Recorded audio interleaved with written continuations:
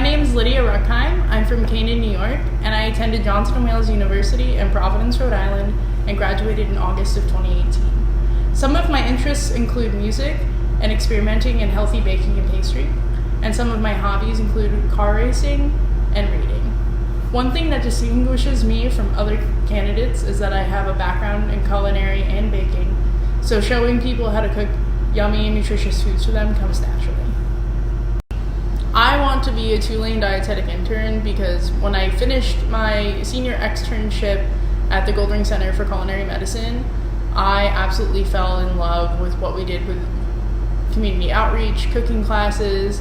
I was able to teach community members about healthier foods, how to incorporate healthier, low-cost foods into their diet to help improve the nutrition of their meals. I also really enjoyed teaching them different culinary techniques to use at home, such as broiling, sauteing, to help improve their diets. What I expect from this internship is a lot of challenges and coursework kind of thrown my way. I expect to put in a lot of hard work. I love learning, I love challenging myself, and I find that the Tulane program and all of the rotations that we're expected to complete something that I'm very interested in, and I think that's going to challenge me to my benefit. What I hope to obtain from this internship is life-changing experiences to help further my knowledge, to challenge me professionally and personally to grow, and of course, always putting in hard work. I want to be a dietitian because I love food. I really love teaching people how to use food as a tool to improve their overall well-being and their nutritional status. When I completed my senior externship at the Goldring Center, I fell in love with teaching people about food and nutrition and how it can make them feel so much better. I really want to work with kids, and pediatric obesity is something really important to me.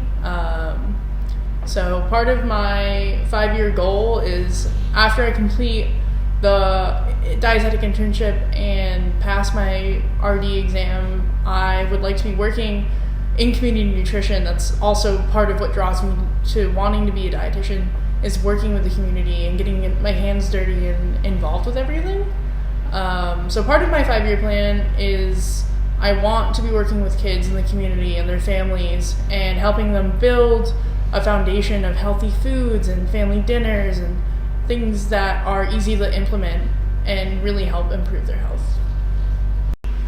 I have not had an experience of being uncomfortable in a work situation, but if I did ever encounter that during a rotation, I would take a step back, assess the situation, see if there's anything that I myself am doing with my behavior or actions that could be upsetting or unclear to another person, and also then assess their reactions and their behavior as well to see if we could talk about it and work it out.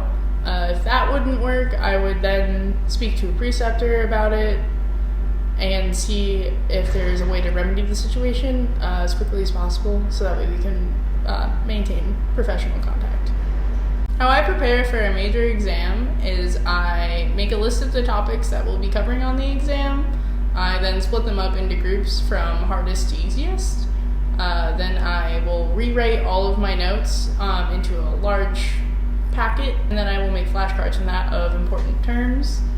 And then I study the hardest things first, so that way I guarantee myself the most amount of time to cover those topics and to really understand them.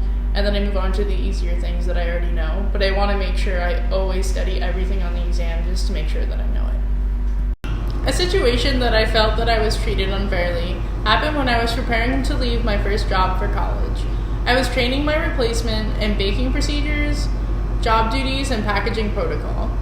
While I feel that training a new employee is an invaluable leadership experience, I found out that the employee was making a larger hourly wage than I felt underappreciated and undervalued as an employee of the company for about 2 years.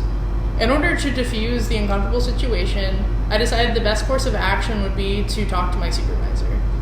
During the meeting with my supervisor, I informed him of the wage deficit, and we decided the best course of action together. In the end, I received a raise and appreciation for all of my hard work for this company. I find working on many things at once versus one thing at a time helps my focus to be better. So when I'm working on a bunch of similar things, for example, case studies, during my advanced medical nutrition therapy class, we had a portfolio and we had 6 different case studies. So working on all of the case studies simultaneously helped me assess the quality of my PES statements, making sure I'm doing all of my anthropometric measures all the same way so they all come out the same correctly.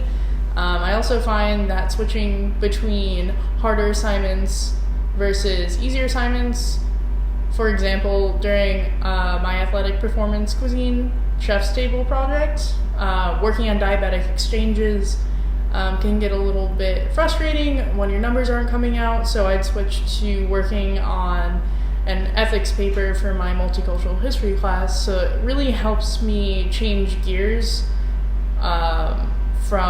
and keep me from feeling stuck on a certain assignment, so I'm still being productive.